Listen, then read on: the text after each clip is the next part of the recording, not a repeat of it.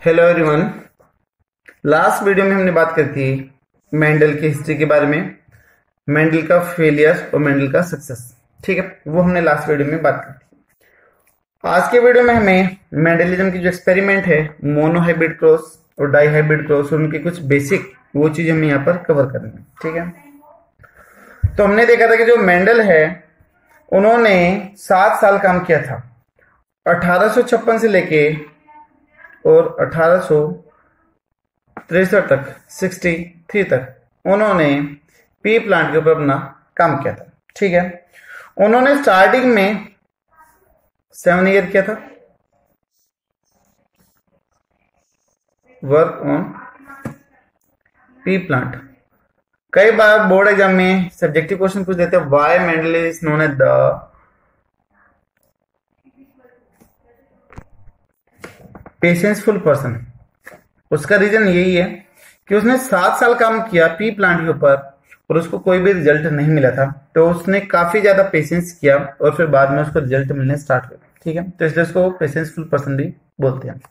दूसरा, मेंडल ने तब काम करना स्टार्ट किया था पी प्लांट के ऊपर, तो इनिशियली मेंडल ने 34 वेराइटीज ली थी पी प्लांट की। तो इनिशियली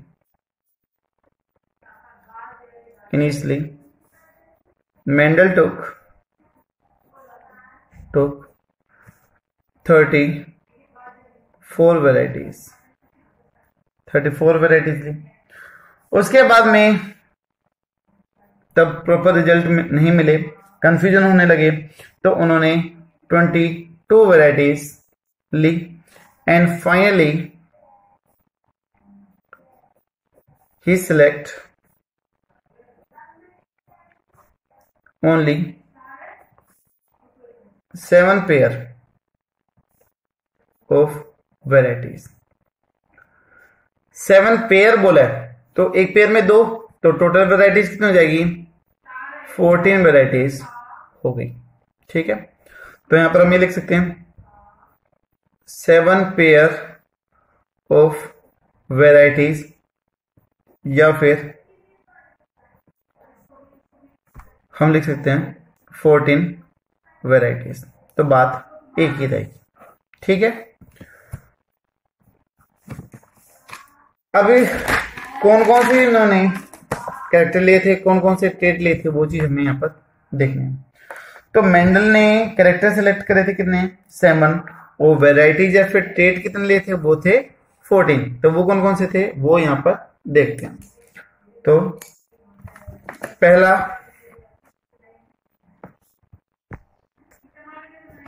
पहला कैरेक्टर था सीड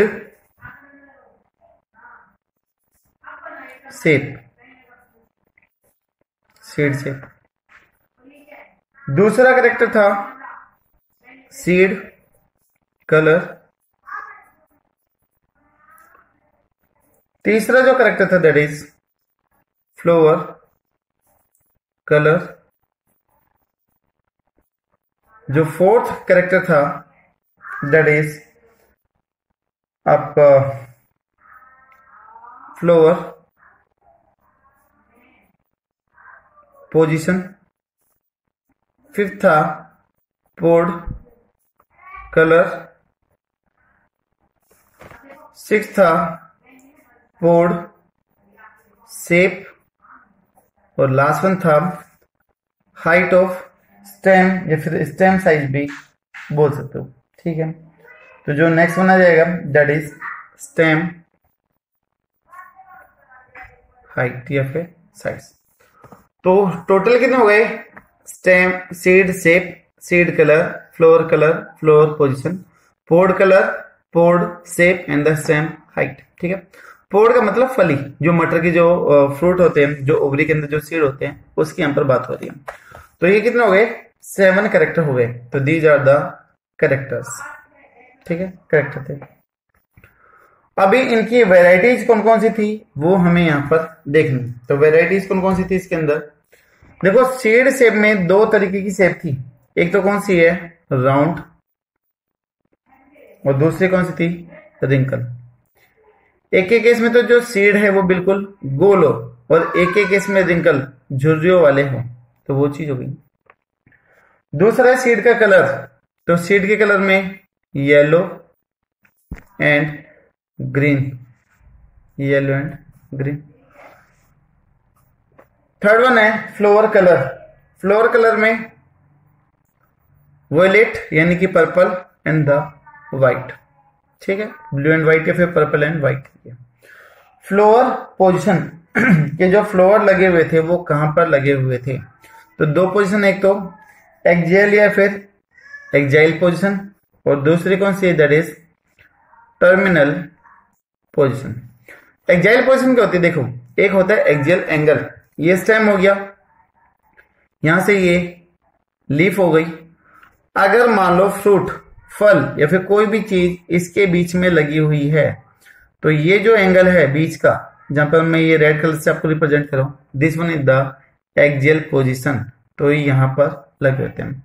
टर्मिनल का मतलब होता है tip one position, tip part के ऊपर, ये स्टेम हो गया। अगर कोई चीज यहां पर मान लो टिप के ऊपर लगी हुई है, तो वो क्या हो गई, दैट इज टर्मिनल पोजीशन हो जाएगी, ठीक है। तो एक्जियल पोजीशन जो एक्जियल एंगल के बीच में होगी, जो स्टेम और लीव्स के बीच में होगी, दैट इज द एक्जियल। तो जो टिप वन पार्ट पे हो, टॉप पर हो, that is the terminal position. उसके बाद में पोड का कलर, पोड यानी कि फली का कलर, तो यहां पर दो है, एक तो ग्रीन और एक कौन सा है, येलो। सीड में देखा था येलो एंड द ग्रीन, जी इधर क्यों लिख रहे हो उसकी भी बात करेंगे अभी, इसके भी पीछे कुछ लॉजिक है, क्या लॉजिक है उसकी अभी बात करेंगे, ठीक है। नेक्स्ट वन है पोड शेप, कि जो फली है वो कैसी है, तो या तो फुली टर्जिड है या फिर हम इसको इन्फ्लेटेड भी बोल सकते हैं, इन्फ्लेटेड तनी हुई या फिर खिंची हुई, ठीक है। और दूसरी शेप में आ जाएगी कंस्ट्रक्टेड, कंस्ट्रक्टेड का मतलब कंस्ट्रक्ट हुई, सिकड़ी हुई या फिर दबी हुई, ठीक है। लास्ट में आ जाएगा दैट इज स्टेम हाइट, ठीक है, उसके साइज की बात आ जाती है। तो यहां पर दो था, एक तो था टोल और दूसरा कौन सा था, ड्वार्फ या फिर जिसको आप शॉर्ट भी बोल सकते हो, तो वो एक ही बात होगी, ठीक है। अभी कैरेक्टर हमारे पास में कितने थे, 1 2 3 4 5 6 7, बट हर किसी कैरेक्टर के दो टाइप है, दो वेराइटीज हैं, तो टोटल वेराइटीज कितनी हो गई, 14, 1 2 3 4 5 6 7 8 9 10 11 12 13 एंड द 14, तो टोटल हो गई 14 वेराइटीज हो गई, ठीक है। तो जो कैरेक्टर और जो ट्रेट हैं, इनको आप ट्रेट या वेराइटीज कुछ भी बोल सकते हो। तो यहां पर देखोगे कि हमने दो कॉलम बना लिए, दो कॉलम बना लिए। ये जितने भी ट्रेट, जितने भी वेराइटीज इधर लिखी गई है, वो सारी की सारी कैसे नेचर की है, डोमिनेंट ट्रेट है, यानी कि प्रभावशाली हैं, अपने आप को इजिली एक्सप्रेस कर सकते हैं, डोमिनेंट ट्रेट है, ठीक है। और जो ये दूसरे वाले जो अपने आप को एक्सप्रेस नहीं कर सकते, वन जनरेशन में दिया द रिसेसिव ट्रेट। देखिए सबसे पहले तो डिफरेंस देख लेते हैं एक बार कि कैरेक्टर और ट्रेट में क्या डिफरेंस है, उसके बाद में इनकी भी बात करेंगे एक एक करके। तो एक तरफ हम बात कर लेते हैं कैरेक्टर, तो एक तरफ हम बात कर लेते हैं किसकी, ट्रेट की, ठीक है। कैरेक्टर क्या है, जिसे मालूम मैं बोलूं कि हाइट है, हाइट है वो एक कैरेक्टर हो गया, लेकिन कोई छोटी हाइट के भी हो सकता है, कोई बड़ी हाइट का भी हो सकता है, तो वो क्या हो गई, इसकी वैरायटीज या फिर ट्रेट हो गए। तो कैरेक्टर के टाइप, उसी के अलग अलग वैरायटीज, वही चीज क्या कहलाती है, ट्रेट कहलाती है। तो इसमें आ जाएगा कैरेक्टर में feature of the individual, feature of the individual, ठीक है। जैसे मान लो मैं बोल दूं कि कम्प्लेक्शन, ये क्या हो गया, कैरेक्टर हो गया। अब डार्क कम्प्लेक्शन है या फिर व्हाइट कम्प्लेक्शन है या फिर फेयर कम्प्लेक्शन है, वो क्या हो गया, ट्रेट हो गया। मैं बोलूं हेयर, हेयर स्ट्रेट है या फिर कर्ली है, तो हेयर तो क्या हो गया, कैरेक्टर, कर्ली या फिर स्ट्रेट, वो क्या हो गया, ट्रेट या फिर वेराइटीज हो जाएगी, ठीक है। तो जैसे मान लो मैं इधर बोलता हूं स्टेम हाइट, ये क्या हो गया, एक कैरेक्टर हो गया। दूसरा मान लो मैं बोल दूं सीड कलर, तो ये क्या हो गया, दूसरा कैरेक्टर हो गया, ठीक है। ट्रेट क्या है, distinguishable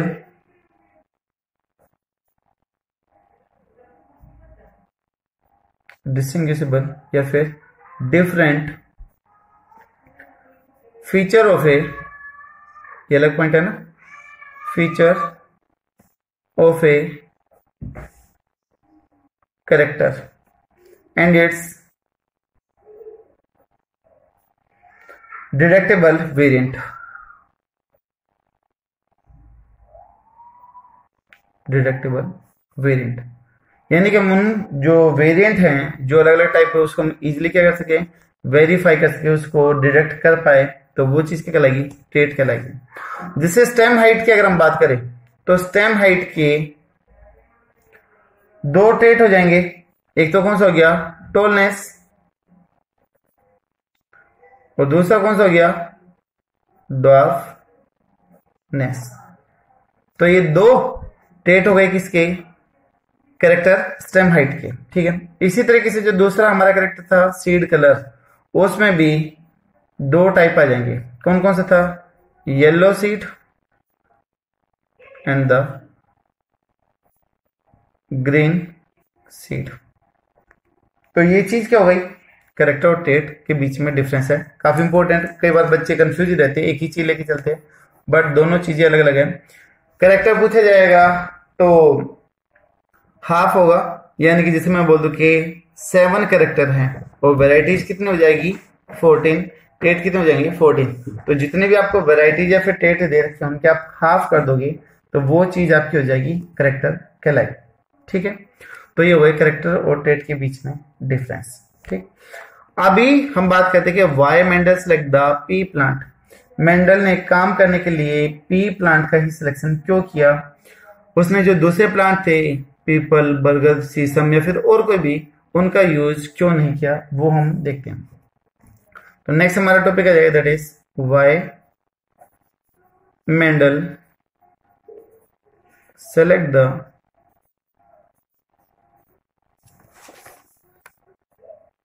P plant.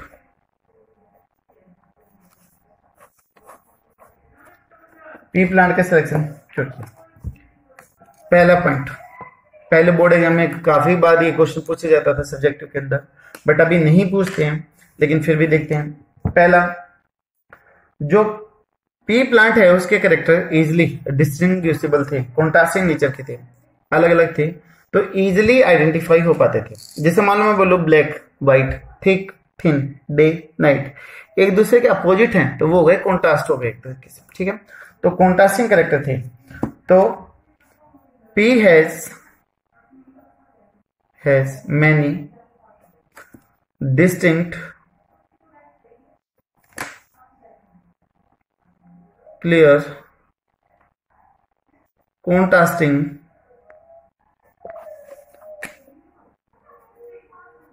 alternate trait। ठीक है, जितने भी ट्रेट थे वो सारे के सारे एक दूसरे से अलग, क्लियरली कॉन्ट्रास्टिंग थे। ठीक है, वो पहचान में आ जाते थे। जैसे कि राउंड रिंगल, कॉन्ट्रास्ट हो गए, गोल एक रिंगल वाला है, yellow green, violet white, axile terminal, हर कोई अलग अलग है, तो ये आपके कॉन्ट्रास्टिंग नेचर के कहलाते हैं।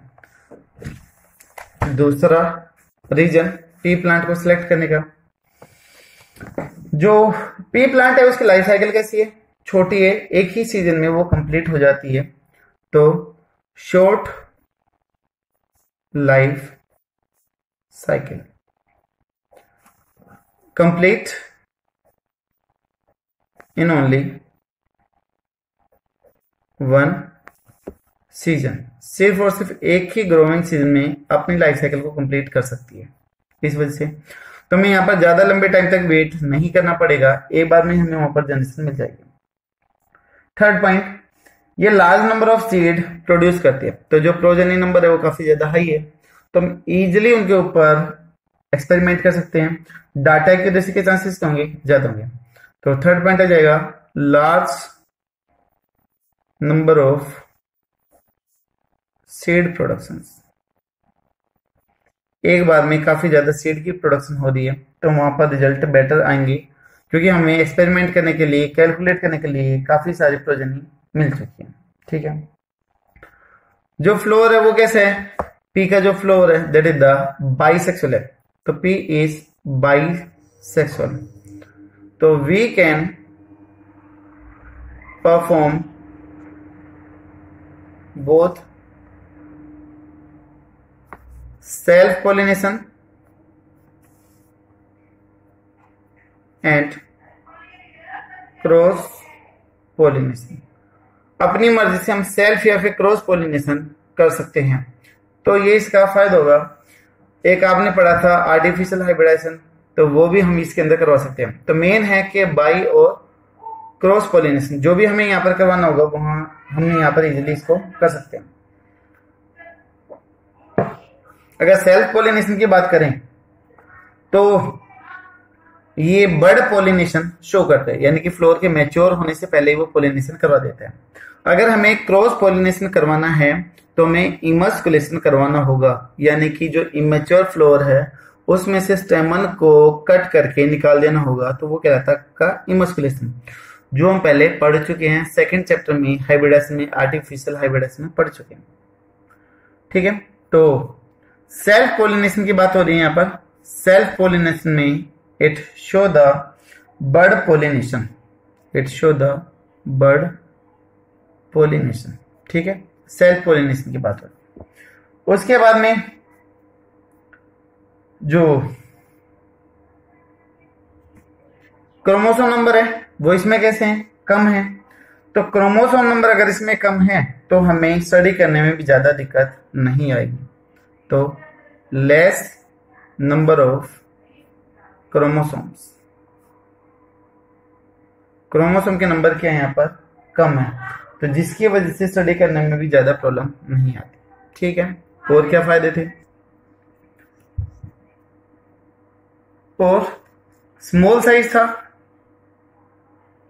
Small size and easy to grow, ज्यादा स्पेस की रिक्वायरमेंट नहीं थी, तो ये इसको इजिली ग्रो कर सकते थे। तो ये हो गए पी प्लांट को सिलेक्ट करने के रीजन। ठीक है, अभी यहाँ पर मेंडल ने कितनी वैरायटी सिलेक्ट करी थी, 14।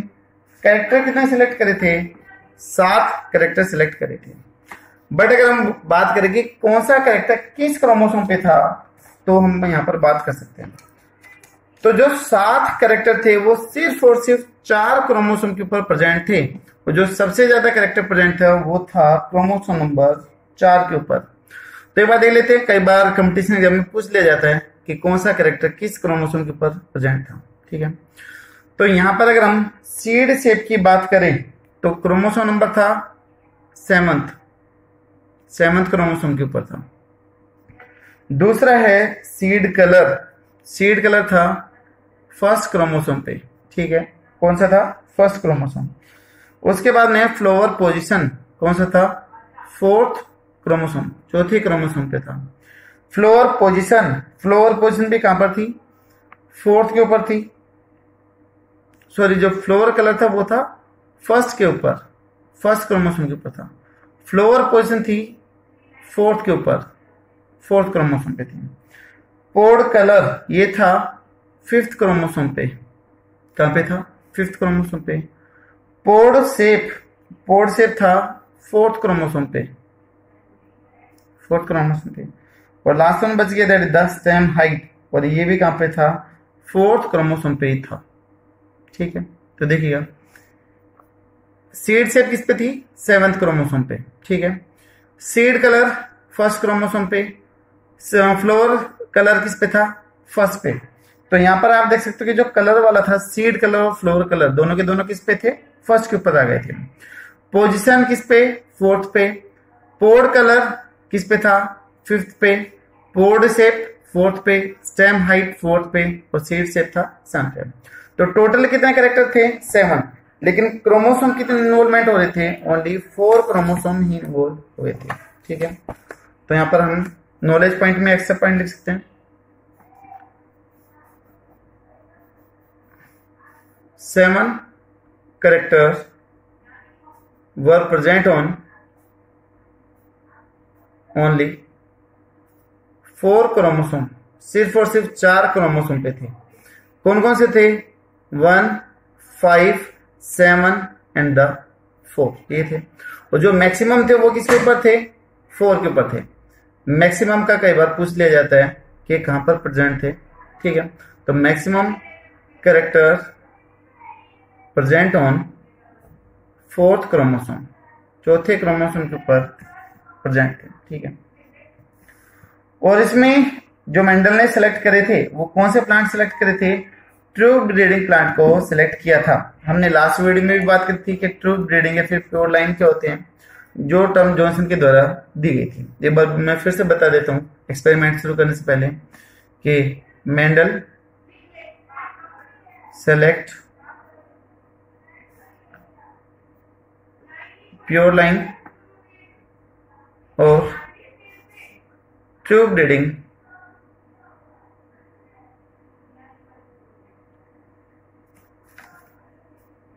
पी प्लांट या फिर पी लाइन भी बोल सकते हैं, ठीक है। अगर किसी प्लांट को आप सेल्फ पोलिनेट करवाओ और वो हर बार खुद के ही जैसे प्लांट दे दे तो उसका बोलते हो ट्रू ब्रीडिंग या फिर आप उसको प्योर लाइन बोल सकते हैं। ये जो प्योर लाइन टर्म है, pure line term that was given by Johnson, और शायद ईयर था, आई थिंक शायद वो था 1900 के अराउंड, ठीक है। ये था स्टार्टिंग में जब मेंडल ने काम किया था तो उसको क्रोमोसोम, मियोसिस, जीन उनका कुछ भी नहीं पता था, तो चीजें रिलेट नहीं हो पाई थी।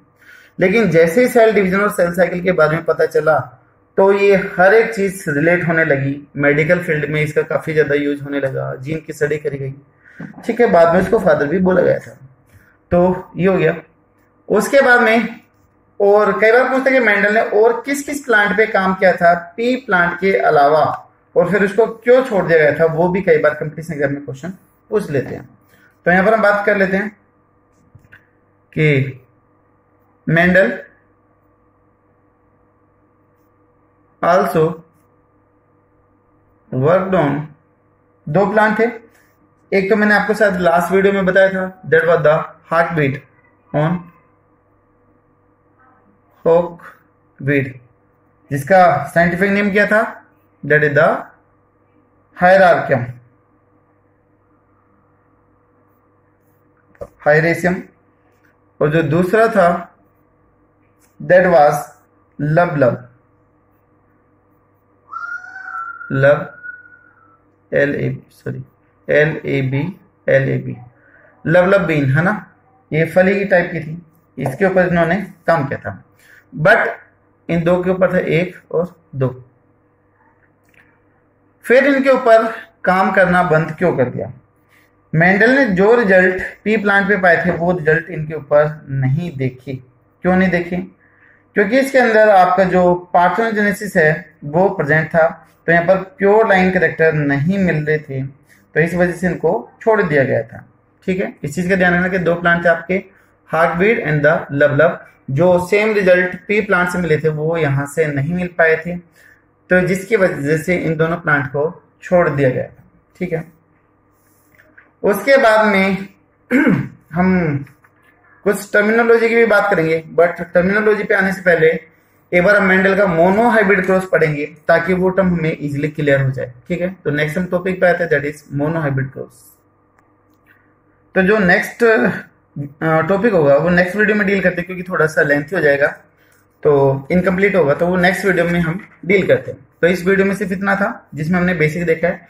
नेक्स्ट वीडियो में मोनो हाइब्रिड क्रॉस की बात करते हैं। ठीक है, थैंक यू सो मच।